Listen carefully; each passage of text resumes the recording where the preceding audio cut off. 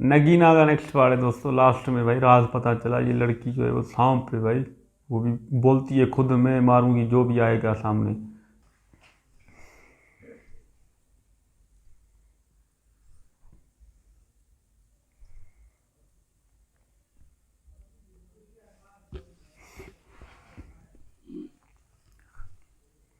अब कैसी तबीयत है?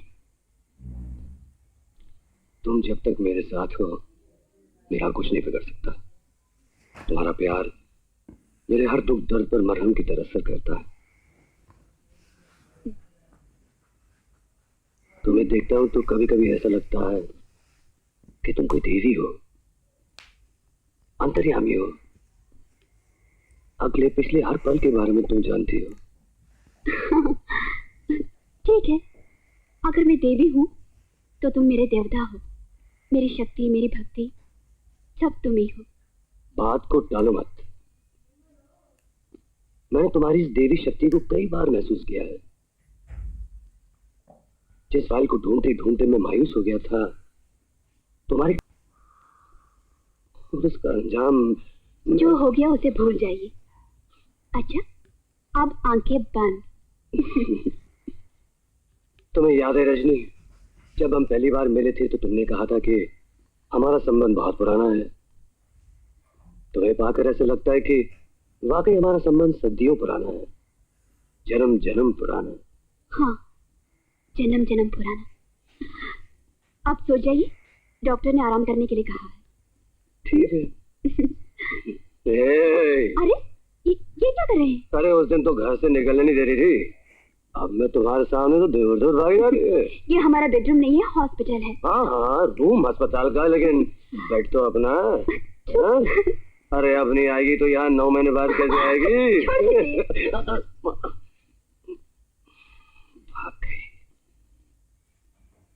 मैं अपने बेटे की तरफ से आपसे माफी मांगने आई हूँ योगीराज। और जब से लौटा है कोई ना कोई मुसीबत उसे घेरे हुए। ये तो कुछ भी नहीं, इससे भी बड़ा अनिष्ट होने वाला है। क्या मतलब?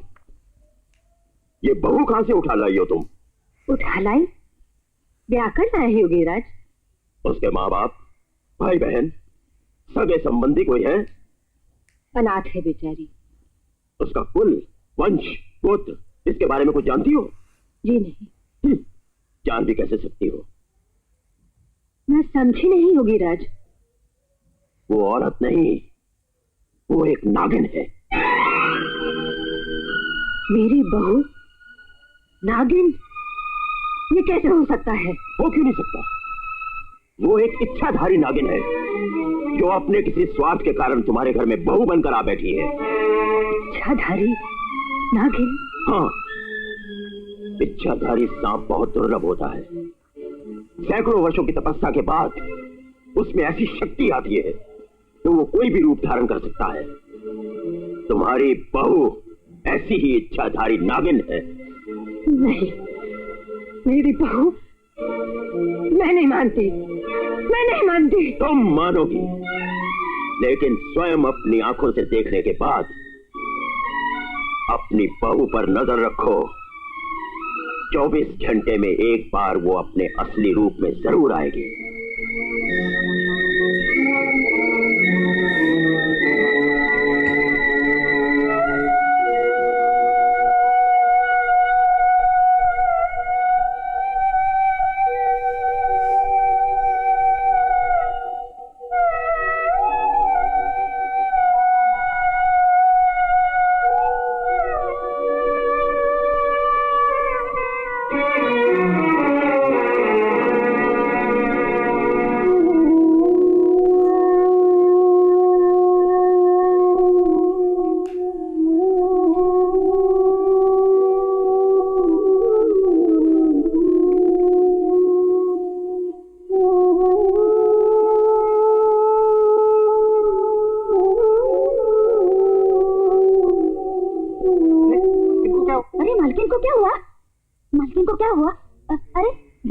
देखो तो मालकिन को क्या हुआ।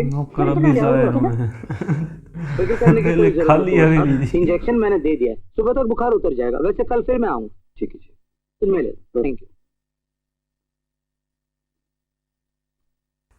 सुनो, हम्म?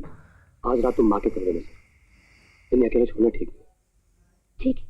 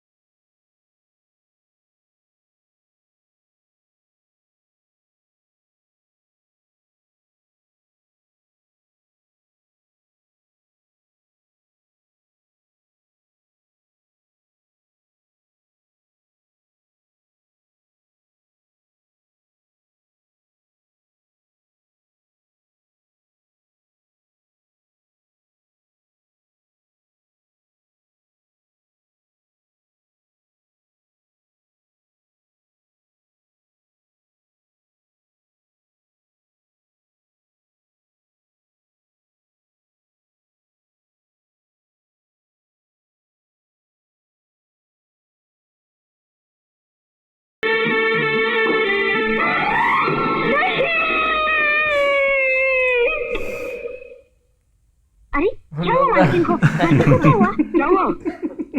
माँ? मालिक, माँ को क्या हुआ? मालूम नहीं। बेटा, बहू बहू नहीं है। सवाल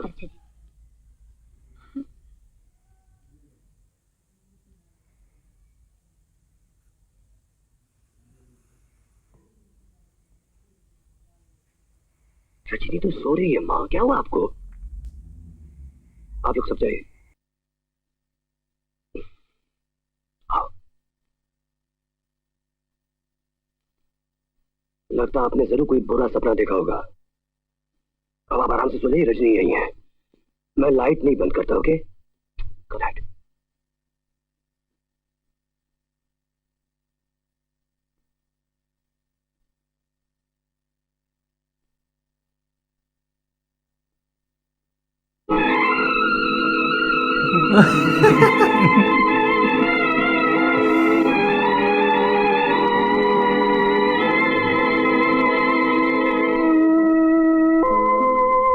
आज आपने वो सब देख लिया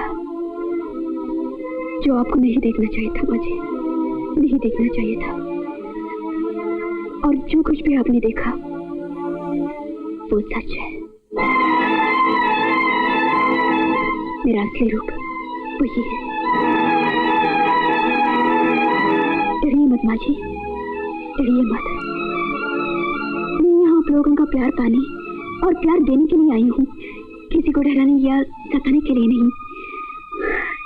ये तो मेरा दुर्भाग्य है कि आज अचानक भेद खुल गया। फिर भी मैं अपने पति के चरणों की सौगंध खाकर कहती हूँ कि मैंने हमेशा इस घर का भला ही चाहा है। और जब तक मैं यहाँ हूँ, कोई इस हवेली की तरफ बुरी नजर से नहीं देख सकता। एक बात और मैं आपको बता देना चाहती हूँ, अगर इस घर का कभी बुरा हुआ तो सिर्फ उस तांत्रिक के हाथों से ही होगा।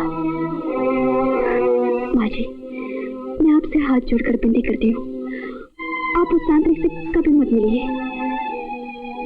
और जो कुछ भी आपने देखा उसे अपने तक ही रखिए। अगर ये बात बाहर निकली और उसकी वजह से इस घर पर कोई मुसीबत आई तो फिर मुझे दोष न दीजिएगा।